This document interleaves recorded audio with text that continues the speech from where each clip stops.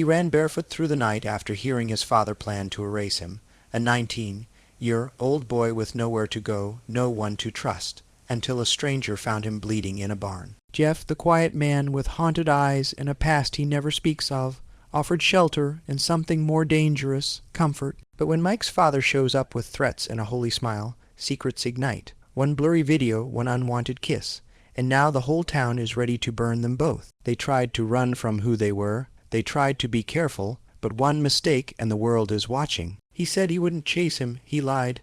Now Mike's on a bus, holding the man's lighter, wearing his flannel, and asking himself one question. If Jeff runs after Mule, I stay. The glass of sweet tea slipped from my hand and shattered on the kitchen floor. But it wastes. The sound that made my chest seize was the voice coming from the next room. I found the place, my father said into the phone, voice low and calm like always. They'll take him Monday, conversion, intensive. My stomach dropped. It wasn't just a threat this time. He meant it. He was sending me away to a place that would crush the part of me he couldn't control. The part I'd tried so hard to hide, the part that still dared to love. My bare feet crunched the glass as I backed up, but I didn't feel the pain. Only panic. My father was a pastor, but he carried his sermons like weapons. He never hit me, not once, but I would have preferred bruises. Words can fade. His silence never did. He could shame you with a glance, strip you down with a sigh. And when he prayed, it wasn't for mate was against me. Why do you walk like that, Michael? Why do you talk so soft? Why do you tempt? He wore black like mourning, even at breakfast. His hands never shook, but mine always did.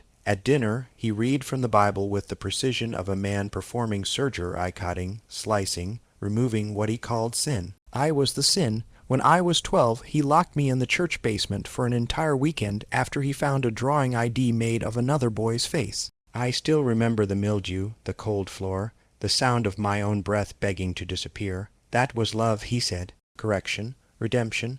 Even now, hours after hearing that call, my chest still burned with his voice. You will not shame this house, boy. He didn't say it out loud that night. He didn't have to. Had carved it into me over years. I grabbed my wallet, phone, and the ratty backpack from middle school. It barely zipped, but I shoved in a shirt, a hoodie, the emergency cash I kept under my bed. My socks were wet with tea, but I didn't stop. The front door creaked like it knew I shouldn't leave, but I ran anyway. Past the front gate, through the yard where he once made me dig a hole as punish. Mento bury your weakness, he said. The night air hit my face like a slap. I didn't know where I was going. I just knew it couldn't be here. I cut behind the church, the one with the white steeple he loved more than his own son. My phone buzzed in my pocket, his name glowing on the screen like a curse. I didn't answer. A pair of headlights appeared on the road ahead. I didn't think. I stepped out, waved my arms like a madman, heart slamming against my ribs. The truck slowed. A man leaned out the window, late 40s maybe, tired eyes, gray beard. You okay? He asked. No, I whispered, but I will be. Please, just drive. He hesitated. Then the lock clicked. I climbed in, pulled the door shut, and curled into the seat like a stray dog. Diesel and stale coffee filled the cab. He didn't ask questions. I didn't offer answers. We drove in silence. Rain started soft, then turned cruel, hammering the windshield, echoing in the dark. Somewhere around 3 a.m., he pulled off at a gas station, diner. This is as far as I go, he said. Town's a mile east. You'll find something. I nodded, throat raw, legs trembling. Thanks, I said. He watched me a beat longer than necessary, then drove off. The rain soaked me in seconds. Gravel bit into my bare feet. I followed the glow of a flickering motel sign, but veered off down a narrow dirt path when I saw an old barn tucked behind trees, the door half open like a crooked smile. I should have turned back, but something about that place called to me, like it knew I was broken too. The door creaked, darkness swallowed me whole, dust and rust and silence. Chains hung from the beams above, swaying gently. The wind howled through the cracks, but I didn't flinch, because behind me was a man who preached love but never gave it, and ahead maybe something worse, but maybe something real. The barn smelled like old hay and forgotten storms. My socks squished with every step, soaked through, the cold seeping straight into my bones. Somewhere in the rafters something creaked, not the wind this time. I didn't care. I found a pile of burlap sacks in the corner and collapsed on them, heart still racing from the escape. My chest rose and fell in ragged stabs. The rain outside beat like war drums, but in here the world held its breath. Maybe I'd sleep, maybe I'd vanish, but then came the sound that twisted everything. Boots, heavy, steady, too close. A beam of light cut through the dark like a blade. I squeezed my eyes shut, thinking if I didn't move, I could stay invisible. No such luck. What the hell? The voice was deep, low, like a growl from someone who wasn't used to being surprised. The flashlight pinned me like a spotlight, and I raised a hand to shield my face. "Don't please," I croaked. "I'll go." "I'm sorry." There was a pause. The beam didn't move. "You're bleeding." I blinked. "My foot." "The glass?" "Yeah," I whispered. The light dropped. For a few seconds there was just breathing eyes and mine. Then the sound of boots approaching, slow but certain, come out. I stood on one leg, wincing as the other throbbed. He waited, arms crossed, framed in silhouette now by the doorway. The rain behind him made a curtain of noise. He looked rough, mid to late 30s. Square jaw, a day's stubble, flannel shirt rolled to the elbows, veins visible on strong forearm. His eyes caught the dim light and didn't blink much. "What are you doing in my barn?" "I didn't know it was yours." He looked me over. Mud, blood, shaking hands. "Not much of a threat. You running from something." A lump rose in my throat. Someone, he nodded once, like that was enough, turned without another word and walked back into the rain. I thought that was it. I was ready to find another hole to crawl into. But then his voice came again, clipped and reluctant. "There's a first aid kit in the kitchen. You can stay until the storm breaks." I hesitated, then limped after him. The house stood a few yards from the barn, old wood, no lights in the windows, but the porch light flickered weakly. Inside was warmer, barely. A stove glowed in the corner. Everything smelled like smoke, pine, and something heavy metallic. He tossed a towel at me without looking. "Clean your foot. Try not to bleed on the floor." I sat on an overturned crate and unwrapped my sock. Blood smeared my ankle. He crouched, grabbed a bottle of something harsh, and poured it over the wound before I could protest. I hissed through my teeth, "You're lucky. It's not deep. Still hurts." He smirked. "You'll live." He stood, wiped his hands, and finally looked at me directly. "You got a name?" I hesitated. "Mike, Jeff." He offered nothing more, no questions, no judgments. Just presence. He handed me a clean rag. Our fingers brushed. Mine were cold. His were warm and dry. The silence that followed wasn't awkward. It was thick, like neither of us wanted to break it. "You live out here alone?" I asked. Jeff poured himself a cup of coffee and leaned against the counter. Mostly. He didn't ask why I was here. He didn't ask what I was running from, but I could tell knew the look of someone who ran. Outside, the rain howled louder. I shivered. He noticed. Without a word, he walked into another room, came back with a folded blanket and an oversized shirt. "Bathroom's through there. Couch doesn't bite. Thanks, for the record." He said, voice lower now. "You picked a hell of a place to trespass. Most folks around here wouldn't have opened that door. Why did you?" He looked at me for a long beat. "Not angry, not kind, just seeing." "Don't know," he said. "Maybe I saw something in your face." He left me with that and went upstairs. I stood there, holding the blanket like armor, unsure whether to cry or collapse. Instead, I went to the couch, pulled the blanket over my shoulders, and stared at the door. Just in case my father had followed the storm. But somehow I didn't feel alone anymore. The rain hadn't stopped. By morning, the world was a gray blur beyond the windows, fog clinging to the glass like breath. I woke stiff and sore on the couch, the blanket half on the floor, my ankle throbbing. The house was quiet. I sat up, blinking the sleep from my eyes, waiting for the panic to return. It didn't. Just a dull ache, like everything was too heavy to carry but too far gone to put down. Footsteps creaked on the stairs. Jeff appeared in the doorway, hair damp from a quick shower, towel slung over his shoulder. He wore a plain black t-shirt now, sleeves snug over his arms. "You sleep a little," he nodded. "Storm's still going. Roads might be flooded." I wasn't sure if that was good or bad. He poured coffee, pushed a mug toward me. "Careful, it's strong." I took it with both hands, fingers brushing the rim. The heat grounded me. I sipped, bitter, real. It was the first thing I'd tasted in what felt like forever. We sat in silence for a while, just the rain and the hum of the old fridge. Then he spoke. "You gonna tell me why you were bleeding in my barn last night?" My throat tightened. "You gonna throw me out if I do?" His eyes flicked to me. "Depends." I looked down at my ankle. "My father, he's not a fan of people like me." Jeff didn't react. He just took another sip. "He's a pastor," I added. "Conversion therapy kind of guy." Jeff leaned back in his chair, the wood creaking. "That why you ran?" I nodded. He didn't say I'm sorry. He didn't ask questions that would break me open. Just sat there, holding the silence like it meant something. Later, I limped into the bathroom and caught my reflection. My shirt was too small, clinging in all the wrong ways. Mud still stained my neck. I rinsed off as best I could, used his comb, felt like I was stealing something sacred. When I stepped back into the hallway, Jeff was there, arms crossed. I can toss your clothes in the dryer. I froze. It's fine, you'll get sick if you don't. Bathroom's got towels. I went back in, shut the door, peeled off the wet fabric. Everything felt too loud me heartbeat, the drip from the faucet, the creak of the floor. Wrapped in one of his old flannels, I stepped out again. He glanced at me, then away, then back again quick, almost guilty. That shirt looks better on you, he muttered, almost too low to hear. I smiled despite myself. The day passed in fragments. We didn't talk much, but the quiet wasn't empty. He fixed the screen door. I helped dry dishes. When I shivered, he turned up the stove without a word. When I winced from my foot, he slid over a chair without asking. That night, I curled back on the couch. The blanket still smelled like cedar and firewood. Jeff stood nearby, hesitant. The attic's drafty, he said. You want the bed? I'm fine. He looked at me, then at the stairs, then shook his head. Screw it. Take the bed. It'll crash down here. I hesitated. We can share it. He raised an eyebrow. I forced a nervous laugh. Just it's big enough. For a second I thought he'd refuse. But then he just nodded once and turned. We didn't speak as we climbed the stairs. The room was Simplino photos, just a bed, a dresser, and thick curtains. He tossed me a second pillow, pulled back the covers, and lay on his side facing away from me. I slid in slow, every muscle tight. The space between us was maybe 12 inches, maybe less. The rain softened. The room felt warmer, or maybe that was just him. I turned to my side. Our backs almost touched. I could hear his breath, low and steady.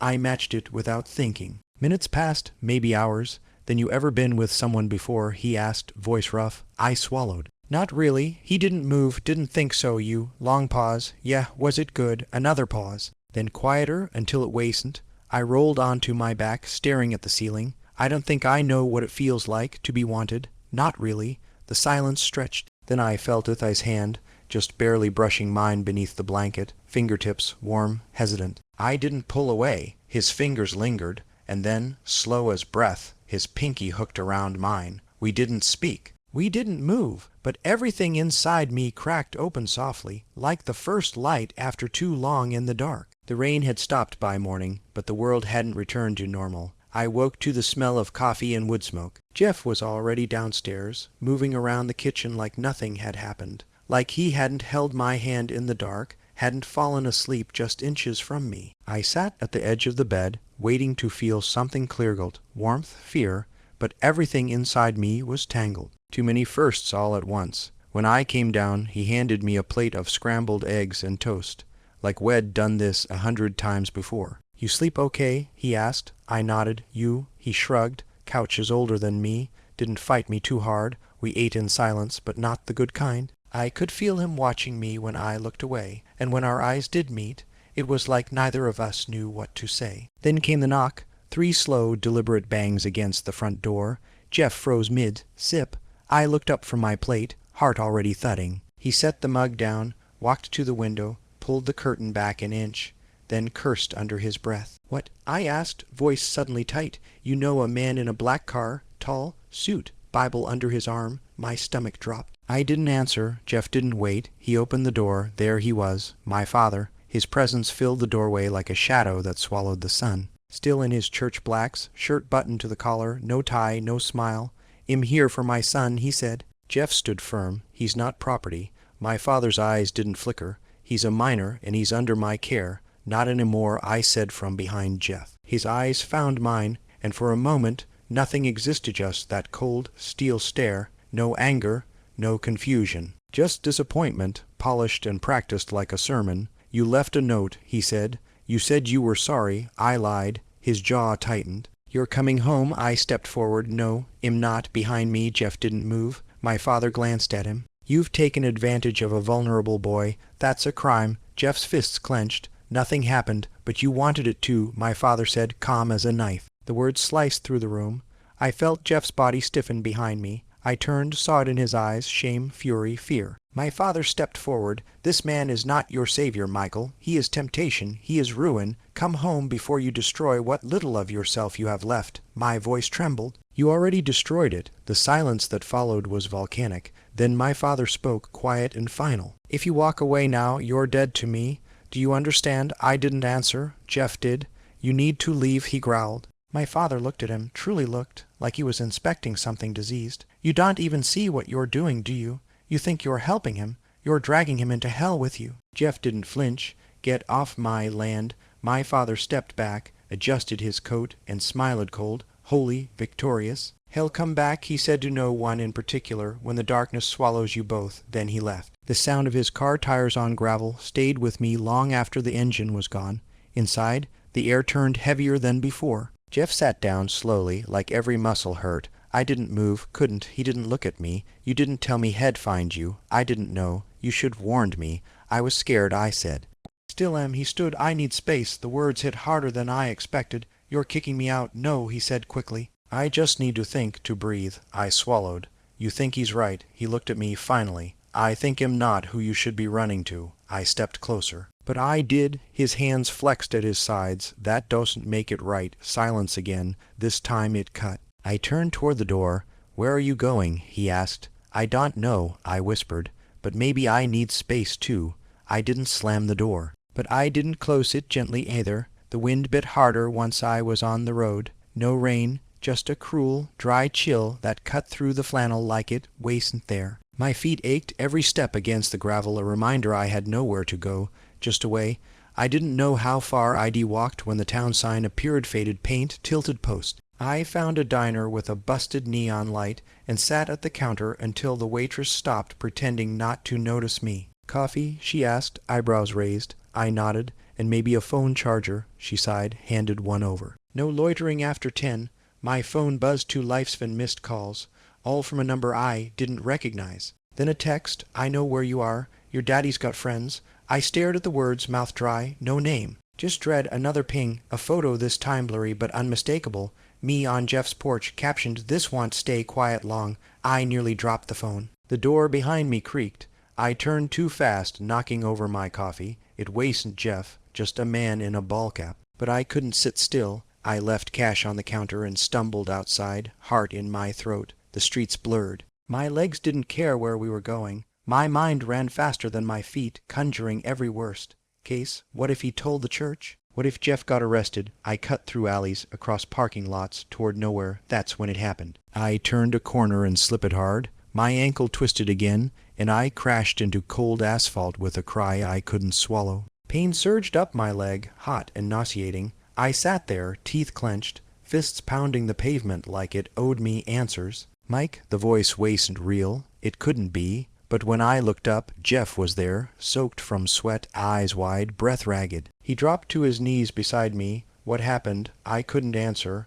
My throat had sealed shut. He looked at my foot. Damn it, you're freezing. He took off his jacket, wrapped it around my shoulders. I told you I needed space, he muttered. I didn't say disappear. I looked at him through blurred vision. You came for me. He touched my cheek, fingers trembling. Of course I did. He carried me, literally picked me up, and walked back to the truck I hadn't seen parked nearby. The warmth of his body against mine did more than the jacket. I buried my face in his shoulder, unsure if I was crying or just exhausted. Back at his place, he set me on the couch and knelt again, unwrapping the sock from my ankle. Not broken, he muttered, but you need rest. I stared at him. You got the texts. He paused. Yeah, I got them. Who was it? I don't know. But someone wants to ruin us both. My voice cracked. Because of me. Because of hate, he said. You didn't cause that. The silence that followed was heavy. Then he reached for the side drawer, pulled out an old flip phone. What's that? My old number. One person has it. A man I used to know. A man who also ran. My stomach turned. You think I don't know, he said. But I made mistakes, and maybe they are coming back. I touched his arm. We can go leave tonight. He looked at me. Is that what you want? No, I whispered. But maybe it's what we need.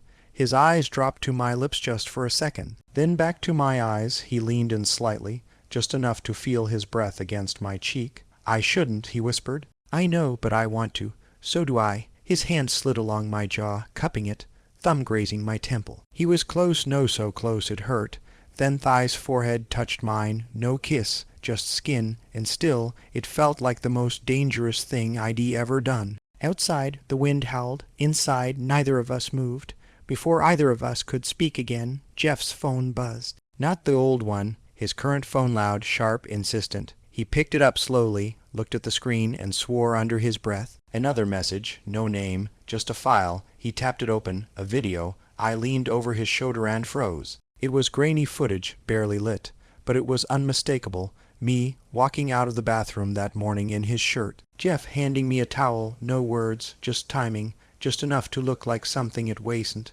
Then the text below it lit up like a brand on my skin. You have 48 hours to end this, or we go public. My heart dropped into my stomach. Who the hell is this? I asked, voice shaking. Jeff didn't blink. Someone who wants us gone. This could ruin you. He nodded, jaw tight. That's the point. We sat in silence for a long moment. The video looped once, then again, my face frozen in that vulnerable Momenthal-clothed, wet hair raw. I wanted to scream. Instead, I whispered, "What do we do?" Jeff didn't look at me. He just stared at the screen, like if he stared long enough, the answer would appear. And then he said it. "I think we run. We didn't sleep."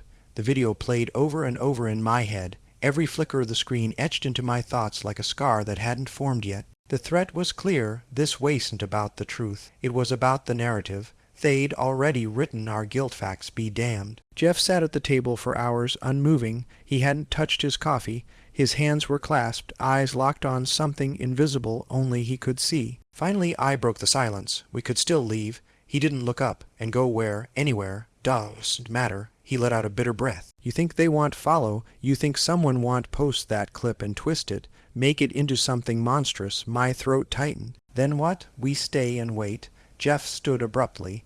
The chair scraped against the wood with a violent screech. You want the truth, Mike? He snapped. They are not wrong. I blinked. What? I should have never let you stay. I should have never touched you. You didn't, but I wanted to. He shouted, then froze. The room went still. His voice dropped. Every time you looked at me like I was someone worth trusting, I knew I was one step away from crossing a line. I stepped toward him. You didn't? You didn't cross it? He turned away, but I thought about it. Every night. That make you a monster. He laughed at a hollow, bitter sound. You don't know what I am? Then tell me. He finally looked at me, and there was something in his eyes I hadn't seen before fear. Not of me, of himself. I lost someone, he said quietly. Years ago, a boy, 19, just like you. He trusted me. We were careful, thought we were. One photo got out. He couldn't take it. My heart cracked open. He ended it, Jeff whispered, and I buried every part of myself with him. Until you showed up bleeding in my barn, I stepped closer, barely breathing.